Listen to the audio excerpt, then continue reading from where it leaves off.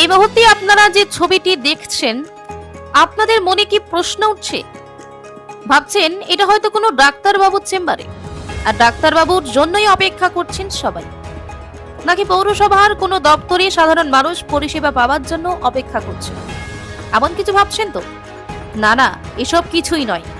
এটা জঙ্গিপুর তৃণমূল বিধায়ক জাকির হোসেনের জনতার দরবার, যেখানে সাধারণ মানুষ মনে করেন সহায়তার আরেক নাম জাকির হোসেন।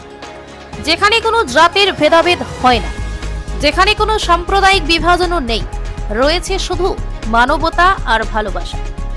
মানব সেবাই যার কাছে বড় ধর্ম বলে মনে করে, সেবার মধ্যে যিনি খুঁজে পান শান্তির দীর্ঘ নিঃশ্বাস, তিনি হলেন জাকির হোসেন। হ্যাঁ, রাজ্যের প্রাক্তন মন্ত্রী তথা জঙ্গিপুর বিধানসভা তৃণমূল বিধায়ক জাকির হোসেনের কথাই বলছি। বেশ কিছুদিন ধরেই লক্ষ্য করা যাচ্ছে বিভিন্ন ফেসবুক পেজে সমাজের এক শ্রেণীর সুবিধাবাদী ও সুযোগ সন্ধানী মানুষ নিজেদের ব্যক্তিগত স্বার্থ চরিতার্থ করার জন্য লাগাতার বিভিন্ন ধরনের মিথ্যা অপবাদ ও অপপ্রচার করে চলেছে জাকির হোসেন সাহেবকে কালিমালিপ্ত করার জন্য। কিন্তু একদম স্পষ্ট জেনে রাখুন, এভাবে মিথ্যা দিয়ে সত্যকে আড়াল করা যায় না। সত্য সূর্যের মতো প্রচন্ড প্রখর, তাই সত্যের মোকাবেলা কখনো মিথ্যা দ্বারা হয় না, হতে পারে না। একটা কথা কান খুলে শুনে রাখুন, সেই সব দালাল মনোবৃত্তিদের উদ্দেশ্যে বলছি, জাকির হোসেন সাহেব রাজনীতি করেই জনপ্রতিনিধি হয়েছেন কিছু পাওয়ার আশায় নয়, বরং অসহায় মানুষের পাশে দাঁড়িয়ে সহায়তার হাত বাড়িয়ে দেওয়ার জন্য।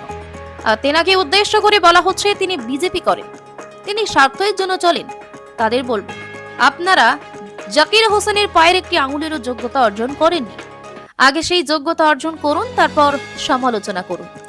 গোটা রাজ্যের মধ্যে যদি এমন মানবদরদী বিধায়ক হিসেবে কারো নাম দেখতে চাওয়া হয়, তাহলে সবার আগে জাকির হোসেন সাহেবের নাম সবার আগে উঠে আসবে, কারণ তিনি মুখে কথা কম বলেন আর কাজ বেশি করেন। আর যারা খুব লাফালাফি করছেন তাদের খুব ফাটছে, কারণ উপরে খাওয়া ব্যবস্থা বন্ধ করে গেছে আর বিভিন্ন সমাজ মাধ্যমে পাগলে প্রলাপ করছেন। এইসব করে কোনো লাভ নেই। শুধু জঙ্গিপুরের মানুষ নয়, গোটা বাংলার মানুষ জেনে গিয়েছে জাকির হোসেন সাহেব কেমন মানুষ, আর যারা জঙ্গিপুর পৌরসভার দায়িত্ব হারিয়ে পাগল হয়ে ঘুরে বেড়াচ্ছেন তাদের চরিত্র কেমন, সবাই এই কয়েকদিনের মধ্যেই সবাই বুঝেছেন। সুতরাং এইসব যে উদ্দেশ্য করা কারোর জন্য হচ্ছে, তাদের বিশেষ কোনো সুবিধা করতে পারবেন না।